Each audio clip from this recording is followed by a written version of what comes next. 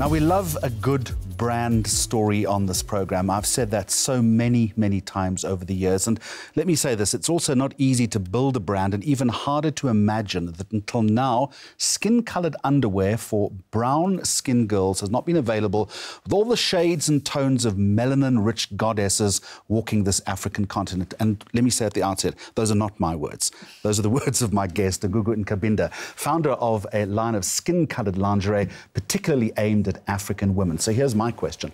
Why has this taken so long, and what has the uptake been like, and how exactly is the brand being built? Welcome. Good to talk to you. So what was the aha moment? There has to have been one. The aha moment was in advertising in my former life, which is refusing to leave me alone. But I was presenting to a whole boardroom full of suits and clients, and I was wearing a white shirt. And I had layered that white shirt with like a vest that every time I mention this kind of like vest, most women nod because it's the one that we all use under T-shirts and shirts. And I suddenly realized that my white shirt probably has some bleed-through from across the room. And it stuck. Which was making you uncomfortable. It made me uncomfortable because you had a job to do and you wanted focus elsewhere. Yeah, and I realized how I couldn't shake that thought, that how much of my shirt, so I started to become conscious as I was speaking. And it stuck because in my role, it's what I do. I ask those why questions. Why do consumers do this? Why does this exist? And I started to ask other women, what do you do? Maybe I'm doing it wrong. And we all compared notes about how we layer to hide our underwear under white clothing, or how sometimes we just make it a style and just go with it. So it's all very well to have the aha moment and the idea, but we all know in this world that it takes a long time for an idea to germinate and then to become a brand. So as a young entrepreneur then, what was the thinking in terms of developing your brand? How did you go about doing that? Look, the first thing I at least knew was what kind of brand, who I wanted to speak to, before I even knew how to even make and engineer the product. So the target audience was instantly defined? The target audience was instantly defined as I started to do the research almost instantaneously, because that is also something that I'm quite au fait with. I started to run qualitative research, and I started to realize that there's actually a gap in the market for a brand that actually can come and speak and place the consumer's voice right in the middle. A lot of brands are reverse engineering that, but I was like, how about if I started and think of this woman, what does she really need emotionally? I figured the functional part out, but what does she need from a brand? How does a brand need to support her to be more comfortable in her own skin? And I set out to kind of put the skin around that and say, I want to make sure that when I see women that look like me, that are regular and ordinary. So I don't want this interview to talk about the product development. I'm assuming at some point that was a path that you followed. You developed the product, you have the product, perhaps another interview at another time. But the important thing then is, how did you then take that concept to market? In other words, how did you start building the brand? What were the platforms that you used? And perhaps leading on from that, there would be other young entrepreneurs who are confronted with similar problems. What would you tell them? So I think one of the first things was my benefit is that I come from the brand and marketing world, and having experience with some of the best, advertising agencies or companies in the world.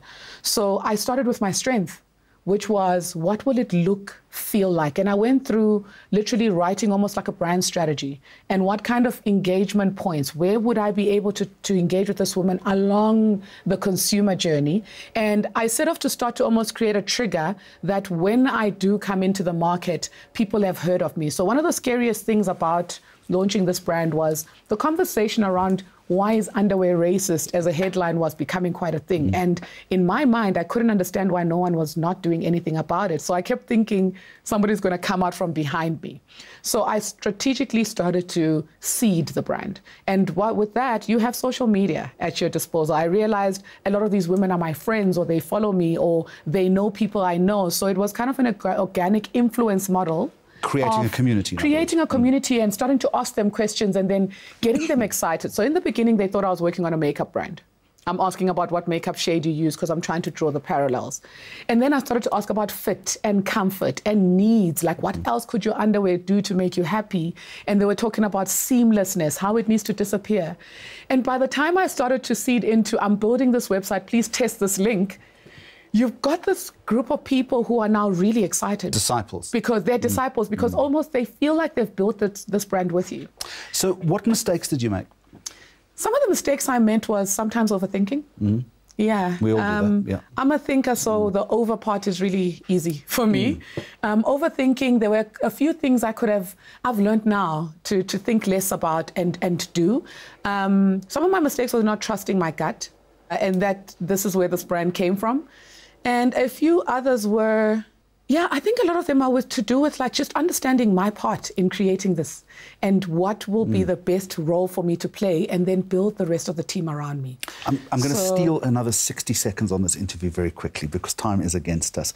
So you've at a level now of brand development, there is public recognition. I hope you are in profit. The next thing you've got to start doing is ramping up this brand. How then do you start thinking about phase 2? Phase 2 for me, the phase 1 was quite, it was great to have a pilot phase work the way that it has. But phase 2 for me is now make it commercial, is fill up the gaps in the range. So I did a minimum viable product to launch. I want to now explode that with the insight being confirmed that women do need this. But the growth for me is going into retail, partnering with a great retailer, because physical distribution is key. It's a shade. You almost want to see it on your skin, and it would take me quite a while to cover that ground from a retail perspective. So growth for me is getting actual physical distribution, because where we are listed or where we are available, we sell. Gugu and Kabinda, thank you very much indeed. As I said to you very clearly, we love a good brand story on this program, and I wish you very well. Thank you. Now, another space that is rapidly changing is the demand for online video. Don't need to tell you that.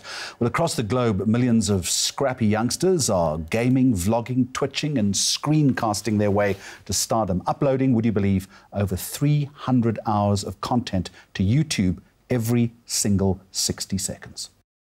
Now, an initiative called Heavy Chef, which has got nothing to do with cooking, by the way, brings together people with the aim of getting them to do something to become entrepreneurs and to help make South Africa a better place.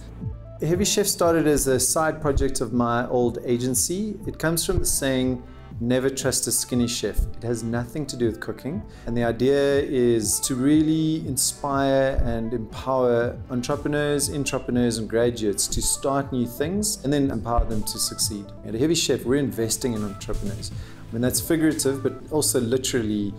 Ultimately, what we want to do is to create a platform that both inspires through the content that we create, as well as empowers through the learning opportunities that we provide, through the workshop and the learning materials that we are creating. So when you look at the entrepreneurs, there's no real demographic, there's no gender, there's no culture in particular that we're working with. The commonality is that there's always an itch that they need to scratch.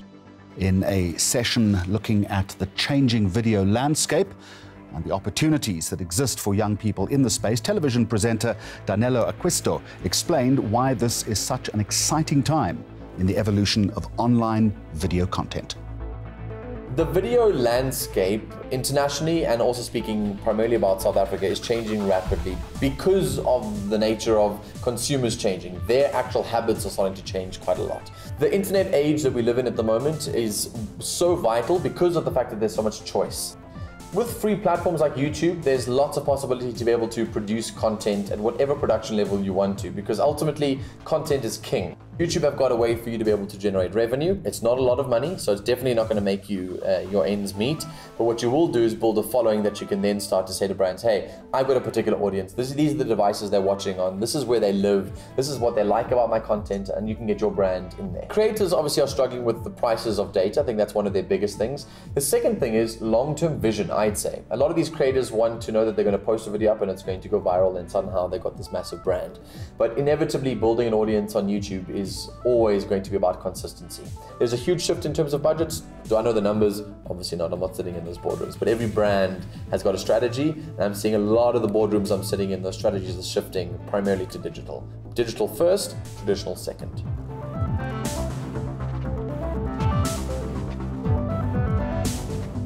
And there you have it. You can find more content on our various social media platforms throughout the course of the week. Until next time, goodbye to you. And as always, thank you for watching.